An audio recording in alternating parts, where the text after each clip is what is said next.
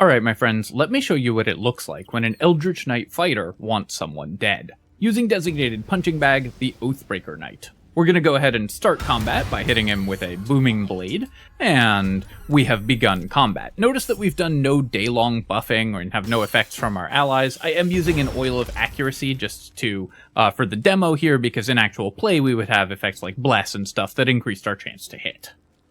That's one of our first 3 attacks, so let's go ahead and attack again. The game is allowing us to Booming Blade again. This is a bug that lets you Booming Blade one more time, but we're not going to use that just so the demo is as pure as possible.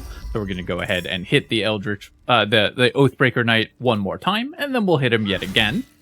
And because we have War Magic, we get a bonus action attack as well, because we used a cantrip, triggering a bonus action attack. He's still at half health, so let's go ahead and use Action Surge here, and because this is now a new action, we can legally use Booming Blade again, so we're going to go ahead and do that, and then we'll hit the Oathbreaker Knight yet again with another attack, and yet again with one more attack. He's still not dead, so let's go ahead and activate our Martial Exertion Gloves for yet another attack, and because this is a whole separate action, Martial Exertion counts as giving us an extra action, we can use Booming Blade yet again for even more damage, killing the Oathbreaker Knight in a single volley of attacks. Alright, let's get to the build. Hello my friends, and welcome back to another Baldur's Gate 3 character building guide. Hope you're all doing well. Today we're covering my pick for the best fighter build in Baldur's Gate 3. This is a re-update video to my previous video of the same name, because with the release of patch 8 and the incredible tools that it has added for fighters, the best fighter build in the game has changed. This fighter will do incredible melee damage amongst the very highest in the game, while being nigh invincible to enemy attacks and requiring almost no support from your party. It's also extremely simple to build and play, so whether you're a new player or a veteran, this is one of the easiest, strongest, and most powerful classes for getting you through honor mode, or of course lower difficulties as well. Before I begin, I do want to take a quick moment to say thank you so much to Courtney, as well as Jasmine, Gambling Gecko, Dutch CO, and Mustafa Ayman, all for becoming channel members. Thank you so much, my friends. I really appreciate the support. It really means a lot to me. Alright, let's get fighty. So let's take a moment to talk about fighters and what makes them so good, especially for honor mode. The key word for fighters is reliability. Long after the rest of your party lies bleeding and unconscious on the ground, the fighter will keep dishing out incredible damage turn after turn after turn in the face of anything that the enemies can throw at them. Fighters need almost no support from their party members, so no matter your party composition or how you've set up your honor mode playthrough, the fighter will always be able to get its job done. While other characters might spend more time dictating the pace and flow of combat or have intricate plans built around their abilities, the fighter is the mortar that holds those plans together. No matter what the problem is, you can send a fighter to solve it, and that problem will be solved. And you'll find that your enemy's plans will tend to crumble when you stick a sword through them. There's an old saying that when all you have is a hammer, everything looks like a nail, but when you have the best hammer in the world, turns out there's a lot of nails out there. We're using Lae'zel here as the example character because of course she is the fighter of the party for this fighter build, but also Githyanki makes some of the best fighters in Baldur's Gate 3. There's a number of weapons and items in the game that get bonuses if you are a Githyanki, and while you can use the Disguise Self spell to take advantage of those as any race, you can also just use them by being a Githyanki and getting access to those right away. The extra Misty Step that you get at level 5 on a Githyanki is also incredibly useful, so they make a really solid pick for a fighter. What race you pick if you're building this as a custom character mostly does not matter. Fighters are an extremely independent class. They get all of the weapon and armor proficiencies in the game, so you don't need to get those from your race or anything like that. Though, of course, there are some bonuses that we can get from a race that are still pretty relevant. Some great options include Wood Elf or Half Wood Elf for the additional 5 feet of movement speed. Staying mobile on a melee character is of course very useful because it means that you will spend fewer turns not attacking and will be attacking the right things more frequently. Halfling is also another excellent option, although they have a movement speed penalty. They get the ability to reroll ones. Fighter's whole thing is being as reliable as possible, so Halfling's ability to reroll ones makes them even better at that aspect of the character. But the most important thing is that you can choose any race for your fighter, whichever one appeals to you most, and you will still end up with an excellent character. For this build, we're going to be focusing on a monoclass fighter, though I will talk a little bit about multiclassing options at the end, so of course we're going to be starting with a level of fighter. At first level, fighters get Second Wind. This isn't your most important ability, it's relatively easy to overlook or forget this ability, but it is a very useful one in the early game. For a bonus action, this is a larger amount of healing than a healing potion would be, and so allows your fighter to fight for longer, and because it scales with your fighter level, this can remain a relevant healing ability in an emergency throughout the game. This is pretty free, so don't forget that you have it and make sure that you use it. I would be quite liberal with using Second Wind. You don't need to save this for a really bad situation. Just use it to keep your fighter's hit points high so that you never get into that bad situation in the first place. We also get to choose a fighting style, and for this build, we're going to choose Great Weapon Fighting. This character is going to be outputting ridiculous amounts of damage. Great Weapon Fighting, with our two-handed weapon, is going to allow us to do that even more. I should mention as well, though, that if you want a more defensively oriented version of this build, you can take Defense Fighting style and use a one-handed weapon and a shield for 3 extra armor class, and even more as you get later game enchanted shields, which gives you one of the absolute highest armor class characters in the game. So a more defensively oriented fighter is also very possible with just that minor variation, but for this build we want to make sure we're killing enemies as fast as possible with our incredibly high damage output, so Great Weapon Fighting helps us do that. Because it rerolls low damage dice, it also makes us even more reliable, so if your fighter attacks an enemy that's at low hit points, you can have a pretty strong expectation that that enemy will end up dead, which is important for planning your turns. For our ability score selection, there's a couple different options for how we want to build our ability scores. For this character, what I'm going to recommend is taking 16 Constitution, 14 Dexterity, and 17 Strength, as well as 10 Wisdom. This is an Eldritch Knight Fighter build, so you might think that we need intelligence because Eldritch Knights cast spells that care about intelligence, but we won't be taking any spells that actually need us to have high intelligence, so we have no need to actually invest any points in intelligence. We want 17 strength because we're going to take a feat that gives us an odd number of strength.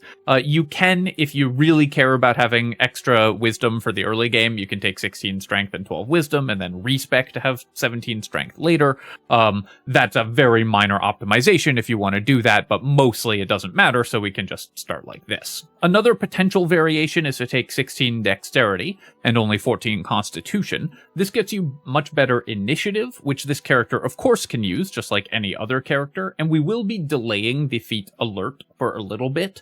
But rather than doing that, what I recommend for this character is that you prioritize giving it items that increase its initiative, because then you will be able to still go first in combat, but also have higher hit points. Your hit point total is very important for your fighter. The higher constitution is extremely valuable. So you're either going to take 17, 16, 14, or 17, 14, 16, and then 8, 10, 8. These are my recommended attribute splits. It's also worth mentioning that just like for any other strength-based character in Baldur's Gate 3, you have the option of taking only 8 strength, and instead of putting any points in strength, drinking an elixir of Hill Giant strength every day. This is an extremely powerful option, though it does require you to stockpile the strength elixirs, and would let us get a little bit more in the way of cool feats as we play through the game, but of course requires us to drink an elixir every day, and for the fighter it's really not necessary that we do that. You just don't need to use stat items for this character. You're totally comfortable just using the stats on your character sheet, but you can gain an increase in power level if you want to do that. I'll talk a little bit more about that under the item section as well. Finally, for our skill selection, we only care about one, or there are 2 skills that we need to take. One of them really matters and one of them matters a lot less, but is nice to have. The most important thing is that we get athletics, because this will let us shove enemies around, which is going to be incredibly important for this character. Not only does that let you have a lot more agency on the battlefield, where you can push enemies into pits to kill them instantly, you can push them into hazardous effects for your allies to take advantage of, it also forces the enemies to move, and since we're going to be applying Booming Blade to those enemies every turn, that will cause them to take extra damage, so we're often going to want to use our bonus action to shove enemies. Fighters don't by default get great uses for their bonus actions, but this character makes incredible use of its bonus actions even in the early game and then later turns them into attacks, so having athletics gives us a really nice boost to that. For our second skill, we want to make sure that we have perception. This isn't that important to the character, but it is very useful for as many characters as can get perception to take it, just meaning that you spot traps more easily so you don't walk into one and accidentally end your honor mode run. Our last skill doesn't really matter. Once we have athletics and perception, that's pretty much all that we care about for skills, so you can put it in whatever that you want for flavor, or just because you don't have that skill elsewhere in your party. That's all the decisions that we have to make at level 1, so let's move on to level 2. At character level 2, we don't have to make any new decisions, but we do get the single best ability in the game, Action Surge. Action Surge gives us a whole extra action, and importantly for Honor Mode, this is a real action, not an extra action that comes from haste or a Bloodlust elixir, so we can make our full number of attacks during this action. In addition to that, it will also, because it's a separate action, let us cast Booming Blade again, which, since that's such a huge component of our damage output, is going to spike our damage immensely on turns when we use Action Surge. In the late game, this is going to let us make, without any other form of additional attacks, 7 attacks in the opening round of combat, and then even more, of course, with Haste, Bloodlust, Terrazul, and other sources of extra attacks and actions. So this character is going to have a ridiculous number of attacks and an absurd amount of damage in the early game. It's also an incredibly flexible ability. You can use this for a dash if you have to, in order to get out of combat. Obviously, you'd prefer not to do that, but if you're in an emergency, then Action Surge gives you that option. So not only does this give you a tremendous amount of upfront burst damage, one of the best opening turns of any character in the game, it's also incredibly flexible. Once per short rest, you just get to take 2 turns, which is amazing. At character level 3, we get to choose our subclass, and this is where patch 8 has made a major change to what the best fighter in the game is, because while previously I suggested taking Battlemaster for melee fighters, now instead of that we're going to take Eldritch Knight. Eldritch Knight was already the best fighter subclass from a defensive standpoint, because the shield spell and all of the defensive tools that it gave you meant that Eldritch Knights were extraordinarily difficult to kill. But now they also have the best damage output of any fighter subclass because of the addition of one of the cantrips that we're going to take here, Booming Blade. Booming Blade is free. It's completely free to use because it just replaces one of your attacks and lets you do the normal damage of that attack plus the effect of Booming Blade. At these early levels, that's already really good. We use a Booming Blade attack, and then our bonus action, we push an enemy away, and then they move, and they take a d8 of thunder damage. So we effectively add a d8 of damage to pretty much every turn that we're taking, which is already a massive increase to our damage output. However, the really important part about Booming Blade comes at later levels, because as this cantrip scales in levels, and all cantrips get stronger as you level up, at level 5, it will deal a d8 of damage when you attack, and then 2d8 of damage when the enemy moves. And at level 10, it will deal 2d8 of damage when you attack, and then 3d8 of damage when the enemy moves. Extra 2d8 of damage for free on every action, and remember we can use this multiple times in a turn if we have Action Surge, Haste, or Bloodlust elixirs that give us more actions. You can't use it on each attack during a single action, but you can use it on once per action in a given turn. So this is an enormous increase to our damage output. It's even better, though, for Eldritch Knights, because Eldritch Knights at level 7 get the War Magic feature, which lets us make an extra attack as a bonus action whenever we cast a cantrip. Booming Blade is a cantrip, so we get to trigger that for free every turn. Effectively, having this ability gives us an extra attack every single turn for the rest of the game.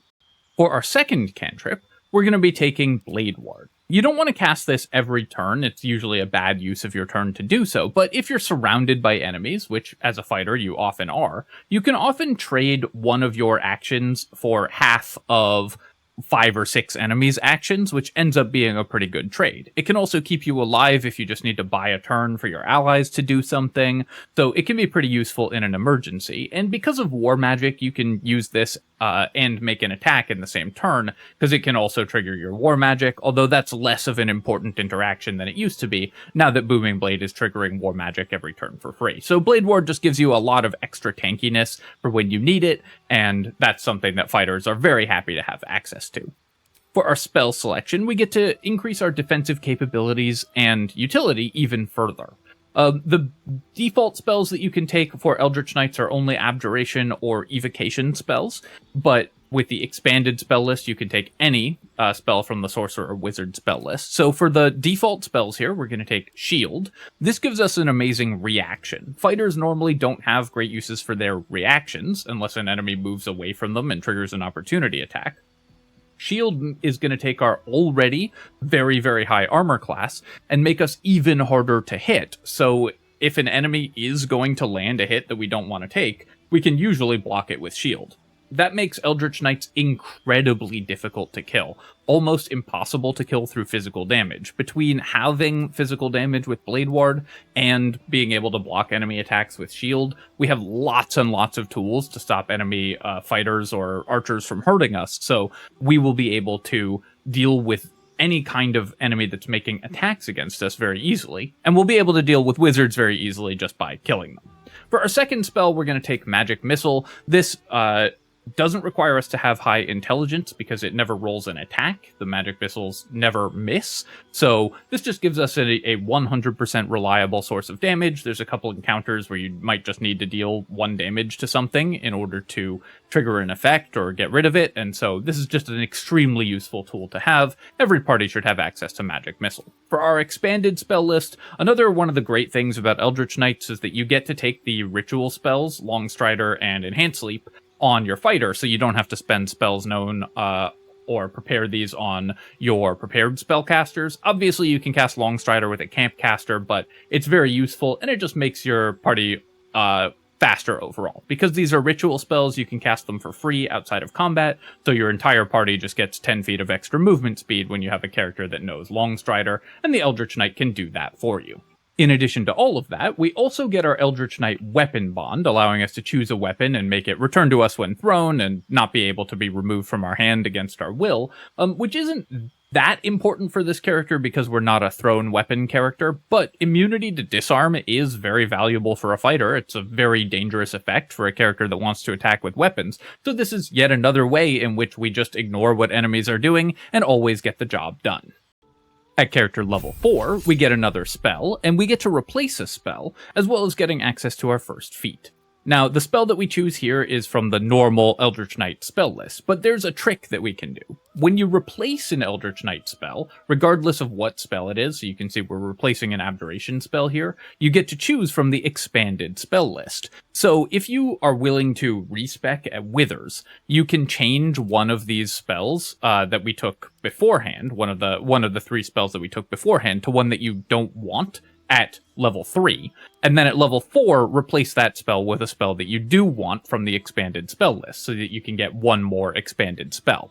I'm not gonna worry about that, but that is a neat trick. If you want to be able to get both Long Strider and Enhanced Leap at level 4, then that's very much worth doing. The spell that we're gonna take at this level, just for the only other of these normal Eldritch Knight spells that we actually care about, is Protection from Good and Evil. This gives us an until long rest concentration spell that's pretty relevant. There are a decent number of effects that this prevents throughout the game, and some encounters it'll be relevant. You probably won't use it in every encounter or every day, but it is a relevant spell, and none of these others really do anything for us thanks to our low intelligence. And again, you could also do the respec thing to turn this into Enhanced Leap. For our feat, we can take our first increase to our damage in the form of Great Weapon Master. This character wants to do as much damage with two-handed weapons as possible, and while this does reduce our hit chance, there are lots of ways to increase our hit chance for this character, things like Bless spells from an ally, and of course you can always turn it off if you have a really low hit chance against a specific enemy. But in general, you just want to leave Great Weapon Master on all the time. It gives you an enormous amount more attacks and an enormous amount more damage. Whenever you critically hit, which you'll be doing fairly frequently because we make a lot of attacks, whenever you kill an enemy, which you'll be doing all the time because we do absurd amounts of damage, you get another attack as a bonus action. So this is a way we get even more attacks. We also get the chance to deal 10 extra damage with each of our attacks, and since we will very often be making 3 attacks in a round already at this level, one with our main action, one with action surge, and one with our bonus action, that's 30 extra damage every in the opening rounds of combat, and 20 extra damage in a lot of turns thereafter with Great Weapon Master. So the amount of additional damage you get from this feat is ridiculous. That's why we want to get it as soon as possible.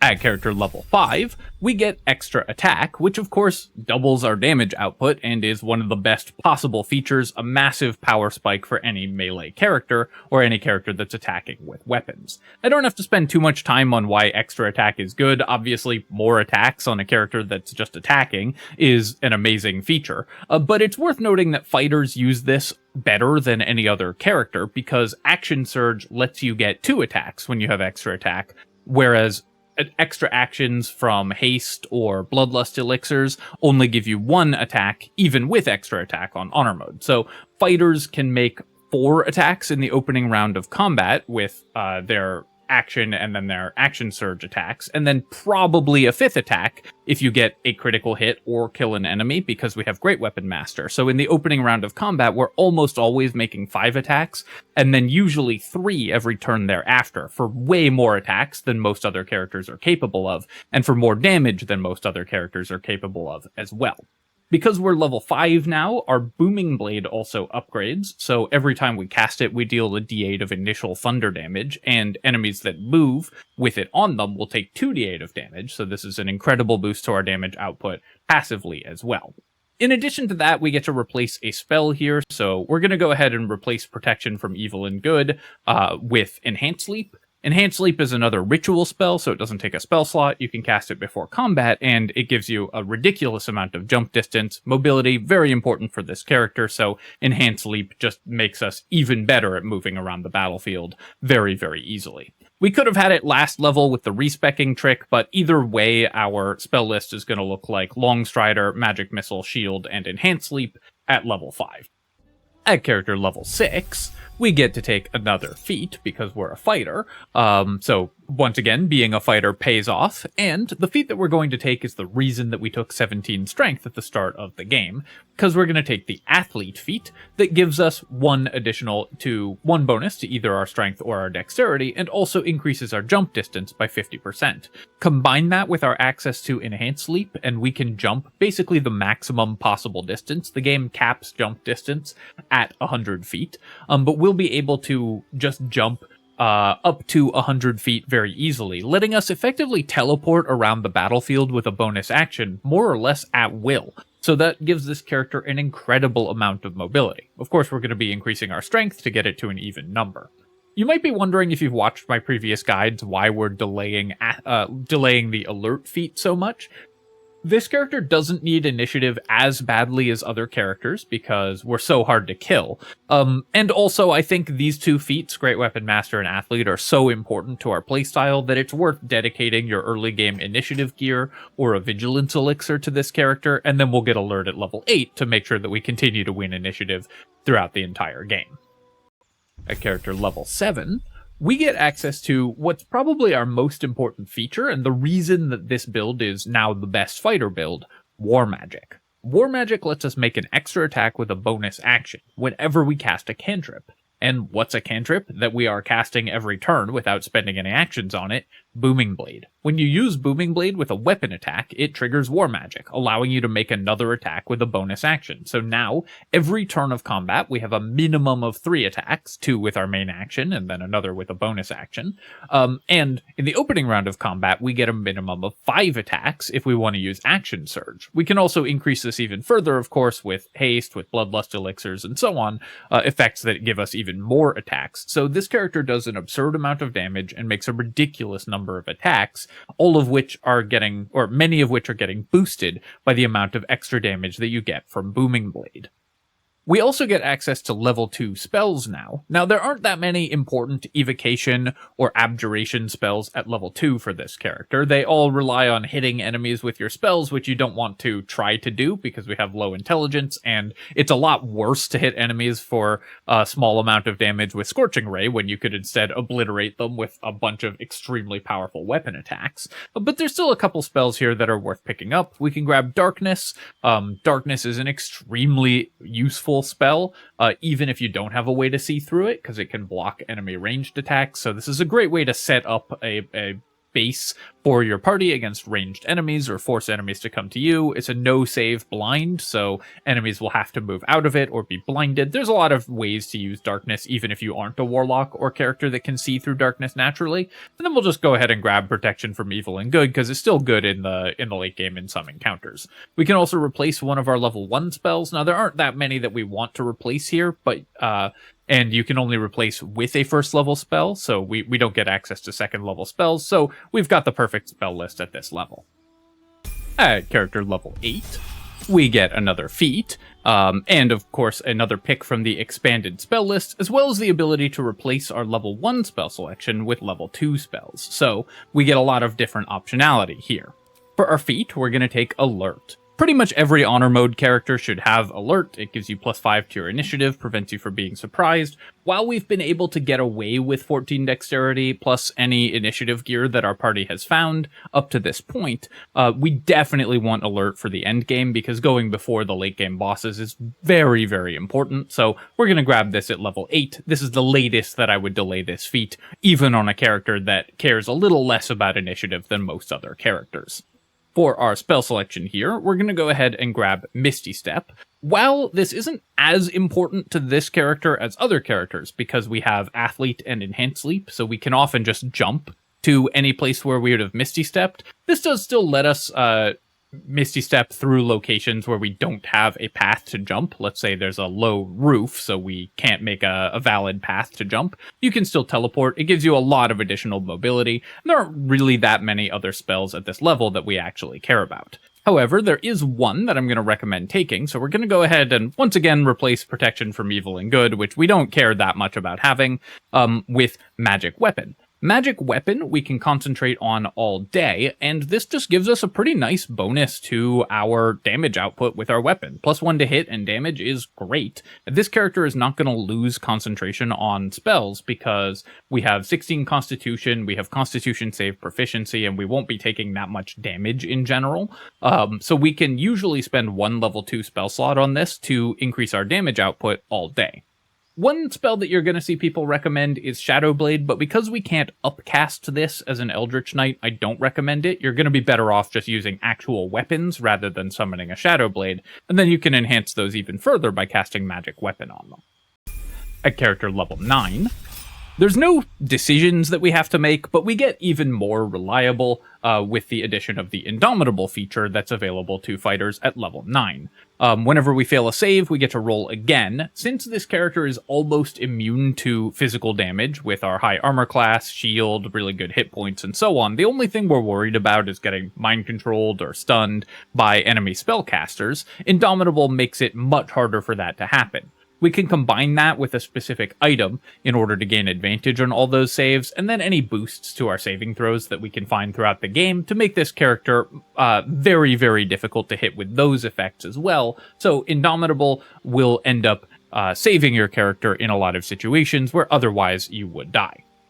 At character level 10, we get another Eldritch Knight subclass feature, Eldritch Strike. Now, the description of Eldritch Strike is a little bit wrong here. It says, when you hit a creature with a weapon attack, it has disadvantage on its next save against a spell you cast, but that's actually not what it does. It gives the enemy disadvantage on the next save they make against any effect that you cast. So, let's say you have a weapon that you can activate once per short rest to stun enemies on hit. Spoilers, that's one of the weapons I'm going to be suggesting. They'll have disadvantage on that save if you hit them with Eldritch Strike, which means that enemies will be very susceptible to any effects that you can place on them, from weapon actions, from any other effects that you might want to use, from illithid powers, and so on. So this gives you a really nice boost to the effectiveness of those abilities.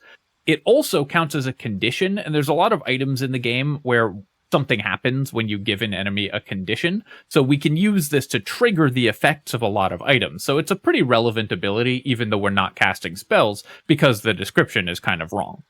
For our cantrip selection here, we're going to take True Strike to annoy people in the YouTube comments because it drives them absolutely berserk. And for our spell selection, what we take here mostly doesn't matter, though we can replace one of our spells if there's one that you find you're not using. You can take a utility spell like Invisibility, which is pretty useful for this character to get out of really terrible situations, if you might happen to find yourself in those. But for the most part, what we pick here will not have a significant impact on the character. At character level 11, we get 2 new things. We get improved extra attack, so for every action that we take, every full action that we take, we get to make 3 full attacks, one of which gets to be a Booming Blade attack. So this means in the opening round of combat, this character is doing 7 attacks, 2 of which are Booming Blade attacks, or even more if we have haste and so on. So again, just a wild increase to the amount of damage that we're doing. We're also now level 11, which means that our Booming Blade has upgraded to deal 2d8 initial thunder damage and 3d8 damage if enemies move. I think I might have said it upgraded at level 10 earlier. If I did that, I misspoke. It upgrades at level 11. So this is going to increase our damage even further because we're an Eldritch Knight who's using Booming Blade as many times as possible. The amount of damage that we get out of that is ridiculous. For our spell selection, again, it doesn't matter, so just pick something that you think is going to be fun to use, and then we're going to move on to level 12. And finally, at character level 12, we can replace a spell. Again, if there's something here that you find you aren't using at all, then go ahead and replace it.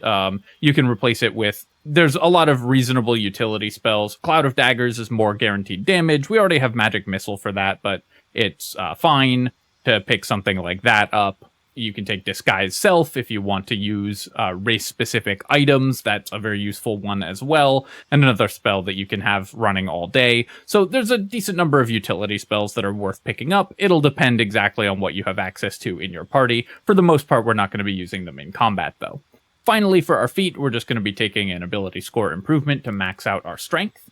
If you are using the strength elixirs, in order to replace having to select strength, you get a lot of other options here. Obviously, this character just wants the highest strength possible. So if you're using strength elixirs, you can take something like Mage Slayer, which is pretty useful for this character. Wizards are your biggest threat, so taking them out is really nice. Lucky for even more rerolls and even more reliability is excellent as well. Mobile is a pretty nice option for this character also, because movement speed is so good for any melee character. And Sentinel is a great choice as well, because this can let you lock enemies down. Most enemies that you get next to will just die, so Sentinel won't come up that often, but it's still a pretty useful tool for if there's an enemy that you think needs to stay in place. Savage Attacker also increases your damage, though not by that much, because while we're rolling a lot of dice, we're not rolling as many other characters, but it's still a pretty nice increase to our damage. So if you find that your damage could use an increase, that's another great option as well.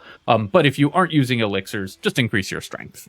Alright, my friends, that is the Eldritch Knight, but of course we can make this character even stronger with proper itemization, so let's talk about that. 4 items for this character. There's almost no specific items that we actually need, so even if you have another party member that cares about a lot of these items, this Eldritch Knight Fighter still works just fine. But there are a lot of items that we can benefit from, and a lot of types of items that we're on the lookout for throughout the game. Firstly, of course, we need a weapon. You want the best two-handed weapon that you can find, and when you're looking for a two-handed weapon, the most important thing for this character is this weapon enchantment value rather than the actual listed damage. So much of our damage comes from just hitting with our attacks, because it comes from Booming Blade, it comes from Great Weapon Master, and so on, that just high weapon enchantment so that we actually hit with our attacks is the most important thing. In the end game, you have a choice between a more offensive option and a more defensive option. The more offensive option is the Baldur Giant Slayer, which will let you do more damage per attack, gives you giant form, gives you the great Topple the Big Folk weapon action, and just a lot of just an incredible amount of damage, especially if you're using Elixirs of Cloud Giant Strength to have even higher strength. Then the Baldur's Giant Slayer will deal absurd damage. The more defensive option is the Silver Sword of the Astral Plane, either if you're a Githyanki or if you are disguised as one using Disguise Self. because gaining advantage on intelligence, wisdom, and charisma saves patches pretty much the only weakness of this character. Psychic damage is also a very relevant damage type in the late game, so resistance to that is very useful. It's also +3, and it has a once per short rest weapon action to stun enemies. And remember, of course, that we also have the ability to give enemies disadvantage on the saving throw against this Soulbreaker attack, so it's going to stun enemies pretty frequently. In general, I personally prefer the Silver Sword for this character, but both of those options are great depending on whether you want more damage or more survivability. Speaking of survivability, the other main thing that we care about in terms of our specific items is that we want just the highest AC suit of heavy armor that we can find.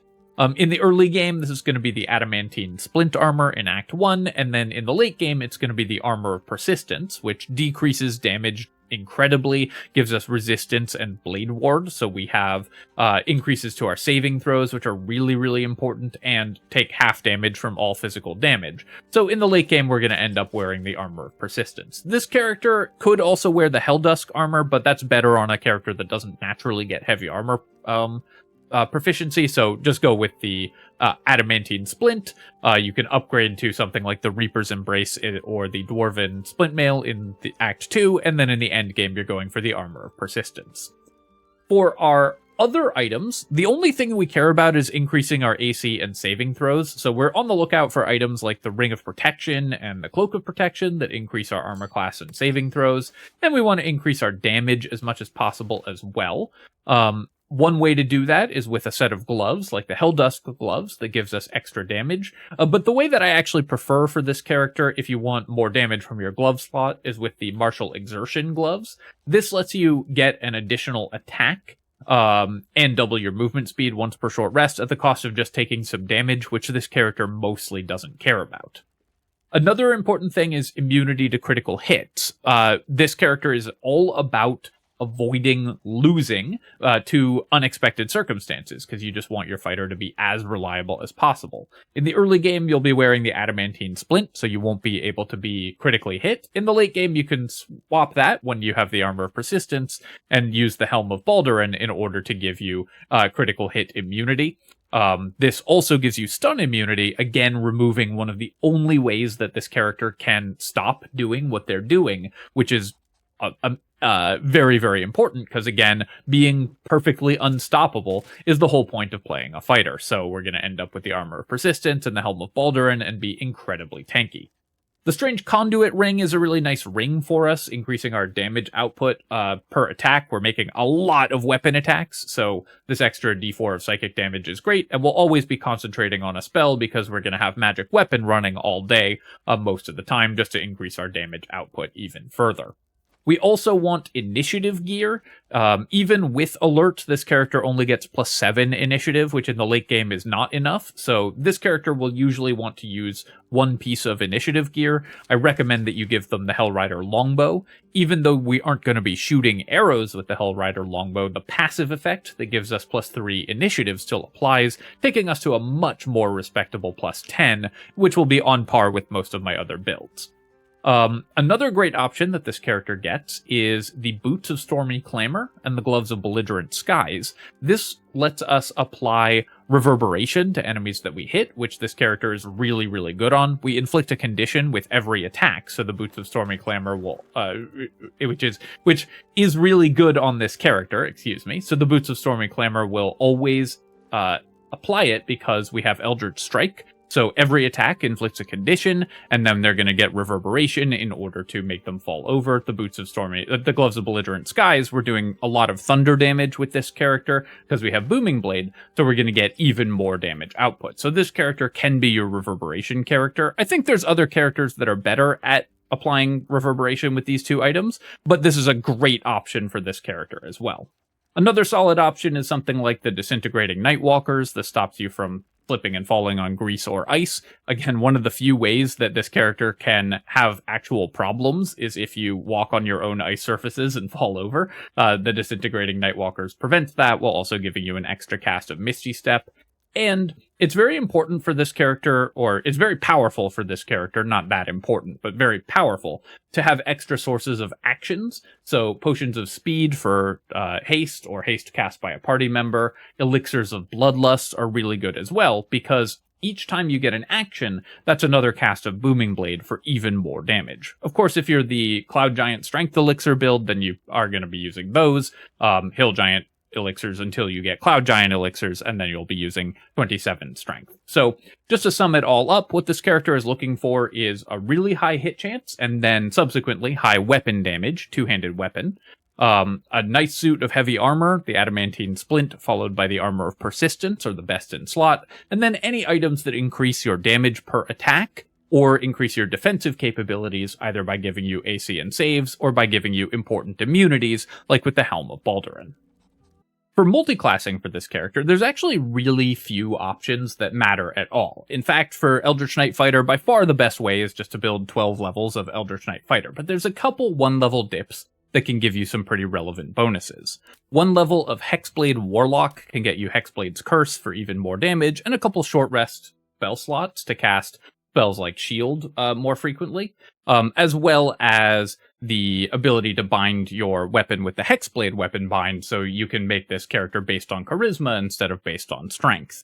One level of Rogue or Bard can give you a lot more skills, so if you want this character to be more of a skill monkey or party face, then that could be very useful. And one level of Cleric gives you access to a bunch of utility options, which are very nice for this character as well. We get the Guidance cantrip, which is great for our party, and as a light domain Cleric, you also get Warding Flare, which is the best defensive reaction in the game, so you have both shield and warding flare to protect your character in that case. That makes your character even tankier.